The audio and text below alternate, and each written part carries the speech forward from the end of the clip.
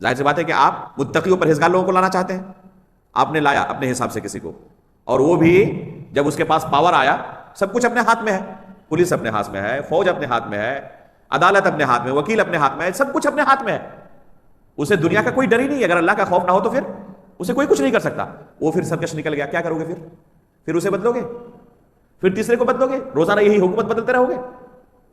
یہ اتنا آسان کام ہے؟ اور جو ایک بار اپنے پاس حکومت سنبھال لے، جس کے ہاتھ میں پاور آ جائے، آسانی سے چھوڑ دے گا وہ؟ تو ظاہر سی بات ہے کہ خون خرابے ہوں گے، اور خون خرابے کے بعد بھی جو حکومت آپ لائیں گے، آپ گارنٹی نہیں دے سکتے کہ اس سے اچھے ہوں گے وہ.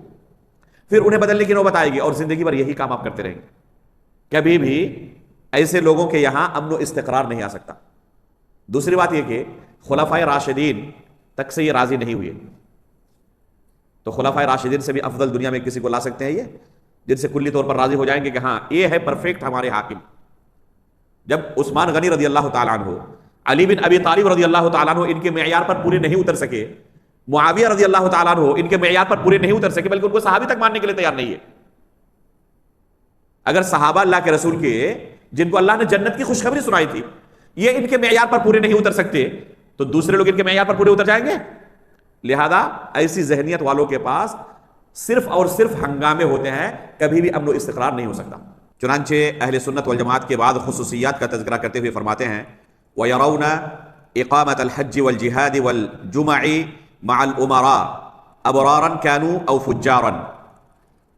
اہل سنت والجماعت یہ عقیدہ رکھتے ہیں کہ حج، جہاد اور جمعہ جیسے اہم شعائر اپنے حکمرانوں کے ساتھ ادا کیے جائیں گے، ان کی ماتحتی اور ان کی قیادت میں ادا کیے جائیں گے، چاہے یہ حکمراں نیک ہوں یا گنہگار ہوں. دونوں صورتوں میں ان کی قیادت کے اندر ہی یہ اعمال انجام پائیں گے. کوئی الگ سے ایک جماعت بنا کر ان اعمال کو انجام دینا چاہے تو اس کی گنجائش نہیں ہے شریعت کے اندر، اور یہ کوئی جائز عمل نہیں. چنانچہ حج ایک انتہائی اہم شعیرہ ہے اسلام کا، شعائر میں سے، جہاں پر پوری دنیا سے لوگ بیت اللہ شریف کا قصد کرتے ہیں، اور حج جو اسلام کا ایک اہم رکن ہے اسے اجتماعی شکل میں ادا کرتے ہیں. تو مسلمانوں کے حکمراں کی ماتحتی میں ہی اس فریضے کو انجام دیا جائے گا، ان کی گائیڈ لائنز کے مطابق چلا جائے گا. ایسا نہیں کہ چاہے اجازت ملے یا نہ ملے ہم ان کی کوئی پرواہ نہ کریں. اسی طرح جہاد کا معاملہ ہے، اگر حکومت وقت کی طرف سے، مسلم حاکم کی طرف سے جہاد کا اعلان کیا جائے تو رعایا کو ان کی ماتحتی میں جہاد کا فریضہ انجام دینا ضروری ہے. اس کے متعدد حالات ہیں، بعض اوقات میں یہ فرض کفایہ ہے اور بعض اوقات میں یہ فرض عین ہے. تو اگر کسی پر فرض عین ہو جائے تو اسے اپنے اس مسلم حاکم کے ساتھ ان کی قیادت میں اس فریضے کو انجام دینا ضروری ہے. وہ یہ کہہ کر اللہ کے پاس معذور نہیں ہو سکتا کہ ہمارا یہ مسلم حاکم گنہگار تھا، گناہ کبیرہ کا ارتکاب کرتا تھا، لہذا اس کی اطاعت اس وجہ سے میں نہیں کرتا تھا. یہ کہہ کر اللہ رب العالمین کے پاس معذور قرار نہیں پائے گا. اللہ رب العالمین نے جہاں اپنی اطاعت کا، رسول کی اطاعت کا حکم دیا ہے، وہیں اولیاء الامور کی اطاعت کا بھی حکم دیا ہے. اللہ رب العالمین کا ارشاد ہے یا ایھا الذین آمنوا اطیعوا اللہ واطیعوا الرسول واولی الامر منکم. تو اولو الامر سے یہ مسلم حکمراں پہلے نمبر پر داخل ہے، اور راجح قول کے مطابق علماء بھی اس میں داخل ہیں. اللہ رب العالمین نے یہاں پر یہ تفریق نہیں کی کہ وہ مطیع و فرما بردار رہیں اللہ کے تب ان کی اطاعت ہے، وہ نیک ہوں تب ان کی اطاعت ہے، بلکہ علی الاطلاق حکم دیا کہ ان کی اطاعت تمہارے اوپر ضروری ہے.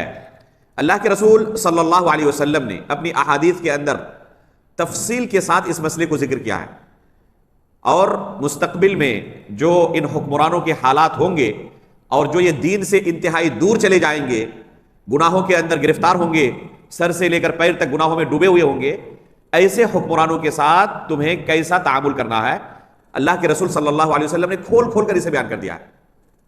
کوئی گنجلک چیز نہیں ہے یہ جسے سمجھنا مشکل ہو. بہت انتہائی صریح اور واضح الفاظ میں رسول اللہ صلی اللہ علیہ وسلم نے ان حالات کا تذکرہ کیا اور کیسے ان کے ساتھ تعامل کرنا ہے بیان کیا ہے. جیسے کہ رسول اللہ صلی اللہ علیہ وسلم کا ارشاد ہے انکم سترون بعدی اثرۃ وامورا تنکرونها، فرماتے ہیں کہ مستقبل میں ایسے حکمراں تمہارے اوپر مسلط ہوں گے کہ تم واضح طور پر کیا محسوس کرو گے، یہ ہمارا حق چھین کر اپنے رشتہ داروں کو، اپنے بیٹوں کو، اپنے قریبی رشتہ داروں کو دے رہے ہیں. کہیں پر کوئی نوکری ملنے والی تھی، ایگزام ہوا، آپ ٹاپ آئے اور انہوں نے آپ کی یہ سیٹ اپنے بیٹے کو دے دی حالانکہ وہ فیل تھا. اس کو کہتے ہیں اثارتن، ترجیح دیا جانا. کسی چیز کے حقدار آپ ہیں، آپ کو محروم کر کے کسی ناحق کو وہ حق دے دیا جائے، صرف اقربا پروری کی وجہ سے، صرف دنیاوی مفادات کی وجہ سے، کسی سے رشوت لے کر. تو اللہ کے رسول صلی اللہ علیہ وسلم نے پہلے ہی آگاہ کر دیا کہ ایسا ہوگا. وَأُمُورًا تُنْكِرُونَهَا، اور ایسے ایسے اعمال انجام دیں گے کہ تم قبول نہیں کر پاؤ گے، تمہارا دل اسے کسی بھی صورت میں قبول کرنے پر راضی نہیں ہوگا. وہ منکرات کے اندر ڈوبے ہوئے ہوں گے، ایسے تمہارے اوپر حاکم آئیں گے، مسلط ہوں گے. تو صحابہ کرام نے فرمایا فما تأمرنا، اللہ کے رسول جب ایسے حکمراں آ جائیں اتنے شریر قسم کے تو کیا کریں ہم، آپ کا کیا حکم ہے، ان کے ساتھ کیسا تعامل ہمارا ہونا چاہیے. تو اللہ کے رسول صلی اللہ علیہ وسلم نے فرمایا تؤدون الحق الذی علیکم وتسألون اللہ الذی لکم، اللہ رب العالمین نے تمہارے اوپر جو واجب کیا ہے ان حکمرانوں کا حق، یہ حق تم ادا کرتے رہنا، اور جو تمہارا حق تھا اس حاکم نے تمہیں دیا نہیں، چھین لیا، تو یہ حق اللہ سے طلب کرنا. صاف الفاظ میں اللہ کے رسول نے ہدایت دی. یہ نہیں کہا کہ زبردستی چھین کے لے لینا، جب تم حق دے رہے ہو تو حق کیوں نہیں لوگے، ایک ہاتھ سے دینا ہے تو دوسرے ہاتھ سے لینا بھی ہے چھین کر، یہ نہیں کہا، بلکہ کہا کہ تمہارے اوپر جو اللہ رب العالمین نے حق متعین کیا ہے ان حکمرانوں کی اطاعت کرنا، سمع و اطاعت، تو تم اپنا حق دیتے رہنا. اب تمہیں تو اپنا حق نہیں مل رہا ہے، تمہیں تو بھی ملنا چاہیے ان سے. تو اللہ کے رسول صلی اللہ علیہ وسلم کیا فرماتے ہیں کہ اپنا یہ حق اللہ سے طلب کرنا، ان سے امید نہیں ہے کہ یہ تمہیں تمہارا حق دیں گے. اور یہ حدیث صحیح مسلم کے اندر موجود ہے. صاف الفاظ میں اللہ کے رسول نے ایسے موقع پر کیا کرنا ہے بیان کر دیا ہے. اس کے باوجود کوئی اپنے عقل سے کہے نہیں ہم کیسے مان سکتے ہیں، تو یہ شریعت ہے، مانے تو اللہ رب العالمین کے مطیع و فرما بردار ہوں گے، نہ مانے تو نقصان اپنا کریں گے، کسی دوسرے کا نہیں. دنیا اور آخرت دونوں اعتبار سے نقصان ہی نقصان ہے. جنہوں نے نہیں مانا انہوں نے کوئی تیر نہیں مار لیا، آخر میں ان کو تسلیم کرنا پڑا کہ اللہ کے رسول صلی اللہ علیہ وسلم کی جو نصیحت تھی اسی پر عمل کرنے میں خیر تھا. ہم نے مخالفت کر کے کوئی بہت اچھا کام نہیں کیا. 2 سال بعد، 4 سال بعد، 5 سال بعد، 10 سال بعد جب پیچھے مڑ کر دیکھتے ہیں کیا ہم نے حاصل کیا مخالفت کر کے، تو دیکھتے ہیں کہ پورے ملک کو تباہ و برباد کر ڈالا ہے. 10 سال پہلے ہرا بھرا تھا پورا ملک، اور آج 10 سال کے بعد ہماری مخالفت کا انجام یہ ہے کہ پورا کھنڈرات میں تبدیل ہو چکا ہے. تو اللہ کے رسول صلی اللہ علیہ وسلم کے اس حکم کی تعمیل میں دنیا کے اندر بھی اس کا نتیجہ اچھا آئے گا، اور آخرت کے اندر بھی اللہ کے رسول صلی اللہ علیہ وسلم کے حکم کی تعمیل کا پورا اجر ملنے کا امکان ہے. اس کے بعد اللہ کے رسول صلی اللہ علیہ وسلم کا ایک اور حدیث کے اندر ارشاد ہے من خلع يدا من طاعة لقي الله يوم القيامة لا حجة له ومن مات وليس في عنقه بيعة مات ميتة الجاهلية. اگر کوئی شخص امیر کی اطاعت سے ہاتھ کھینچ لے تو قیامت کے دن جب اللہ کے پاس حاضر ہوگا تو اس کے پاس کوئی حجت نہیں ہوگی، کوئی دلیل پیش نہیں کر سکتا اپنے اس عمل کے جواز کے لیے کہ میرے پاس یہ دلیل تھی جس بنا پر میرا یہ کام جائز تھا. اللہ کے پاس جب پہنچے گا تو مجرم کی طرح پہنچے گا، کوئی حجت اس کے پاس نہیں ہوگی. اور فرماتے ہیں کہ اگر کوئی شخص اس حالت میں وفات پائے کہ کسی امیر کی بیعت اس کی گردن پر نہیں ہے تو وہ جاہلیت کی موت مرا. جہاں پر وہ زندگی گزار رہا تھا وہاں ایک مسلم حاکم کی حکومت قائم تھی، لیکن یہ مطیع و فرما بردار نہیں تھا اپنے حاکم کا. تو اس کا نتیجہ کیا ہوگا، اسی حالت میں اگر موت ہو گئی تو جاہلیت کی موت مرے گا وہ. اور بے شمار احادیث ہیں اس تعلق سے. صحیح مسلم کی ایک روایت ہے، اللہ کے رسول صلی اللہ علیہ وسلم فرماتے ہیں کہ ایسے بھی حالات آئیں گے، اتنے شریر قسم کے حکمراں تم پر مسلط کیے جائیں گے، تمہیں ایسا لگے گا کہ جسم صرف انسان کا ہے اور دل اس جسم میں شیطان کا رکھا ہوا ہے. اس طرح کے بھی حکمراں آئیں گے. صحابہ کرام نے پوچھا ایسے موقع پر کیا کرنا ہے، تو اللہ کے رسول نے کیا فرمایا، سمع و اطاعت کا اظہار کرنا، صبر کرنا، اور ان کے خلاف خروج و بغاوت مت کرنا. کیونکہ خروج و بغاوت کرنے پر یہ تو پہلے سے بدمعاش ہیں، ان کے سدھرنے کا امکان نہیں ہے. یہ مزید سرکش ہو جائیں گے اور خروج و بغاوت کی بنا پر ناحق انسانوں کا صرف خون بہے گا. ایک حکومت سے ٹکر لینا ایک عام انسان کے لیے ممکن نہیں ہے، اس کا انجام کہیں پر بھی اچھا نہیں ہوتا. اور ایک عام فرد چاہے وہ اپنے پاس کتنی ہی طاقت کیوں نہ جمع کر لے، عموماً حالات یہی ہوتے ہیں کہ حکومت سے وہ ٹکر نہیں لے سکتے. پولیس سے، فورس سے، عدالت سے، فوج سے، ان تمام چیزوں سے ٹکر لینا عام لوگوں کے لیے ممکن نہیں ہوتا. وہ پہلے سے شریر ہیں، پہلے سے جن کے جسم میں شیطانوں کے دل موجود ہے، ان کے دل میں کوئی رحم آئے گا؟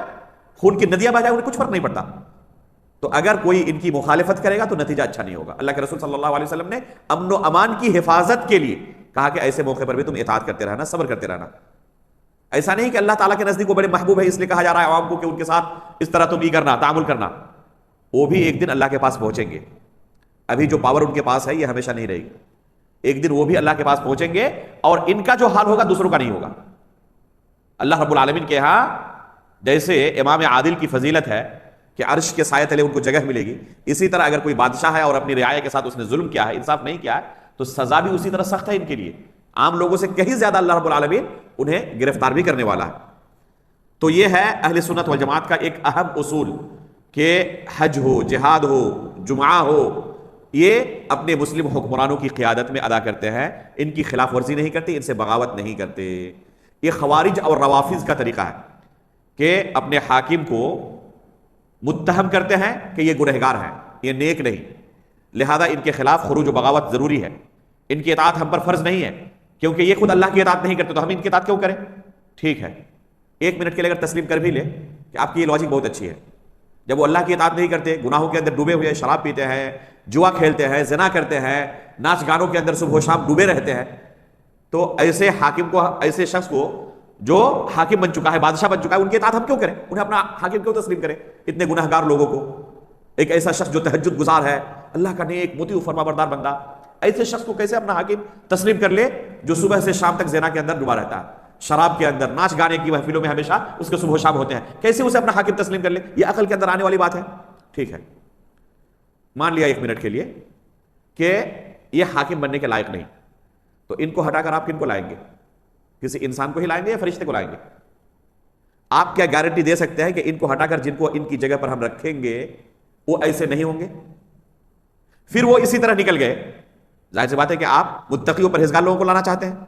آپ نے لایا اپنے حساب سے کسی کو، اور وہ بھی جب اس کے پاس پاور آیا، سب کچھ اپنے ہاتھ میں ہے، پولیس اپنے ہاتھ میں ہے، فوج اپنے ہاتھ میں ہے، عدالت اپنے ہاتھ میں، وکیل اپنے ہاتھ میں ہے، سب کچھ اپنے ہاتھ میں ہے. اسے دنیا کا کوئی ڈر ہی نہیں ہے. اگر اللہ کا خوف نہ ہو تو پھر اسے کوئی کچھ نہیں کر سکتا. وہ پھر سرکش نکل گیا، کیا کرو گے پھر اسے بدلو گے؟ پھر تیسرے کو بدلو گے؟ روزانہ یہی حکومت بدلتے رہو گے؟ یہ اتنا آسان کام ہے؟ اور جو ایک بار اپنے پاس حکومت سنبھال لے، جس کے ہاتھ میں پاور آ جائے، آسانی سے چھوڑ دے گا وہ؟ تو ظاہر سی بات ہے کہ خون خرابے ہوں گے، اور خون خرابے کے بعد بھی جو حکومت آپ لائیں گے، آپ گارنٹی نہیں دے سکتے کہ اس سے اچھے ہوں گے وہ. پھر انہیں بدلنے کی نوبت آئے گی اور زندگی بھر یہی کام آپ کرتے رہیں گے. کبھی بھی ایسے لوگوں کے یہاں امن و استقرار نہیں آ سکتا. دوسری بات یہ کہ خلفائے راشدین تک سے یہ راضی نہیں ہوئے، تو خلفائے راشدین سے بھی افضل دنیا میں کسی کو لا سکتے ہیں یہ، جن سے کلی طور پر راضی ہو جائیں گے کہ ہاں یہ ہے پرفیکٹ ہمارے حاکم. جب عثمان غنی رضی اللہ تعالیٰ عنہ، علی بن ابی طالب رضی اللہ تعالیٰ عنہ ان کے معیار پر پورے نہیں اتر سکے، معاویہ رضی اللہ تعالیٰ عنہ ان کے معیار پر پورے نہیں اتر سکے، بلکہ ان کو صحابی تک ماننے کے لیے تیار نہیں ہے. اگر صحابہ اللہ کے رسول کے، جن کو اللہ نے جنت کی خوشخبری سنائی تھی، یہ ان کے معیار پر پورے نہیں اتر سکتے، تو دوسرے لوگ ان کے معیار پر پورے اتر جائیں گے؟ لہذا ایسی ذہنیت والوں کے پاس صرف اور صرف ہنگامے ہوتے ہیں، کبھی بھی امن و استقرار نہیں ہو سکتا. تو جہاں پر انسان اللہ رب العالمین کی شریعت کی مخالفت شروع کرے، وہاں نہ دنیا میں خیر ہو سکتا ہے، نہ آخرت میں اسے نجات مل سکتی ہے.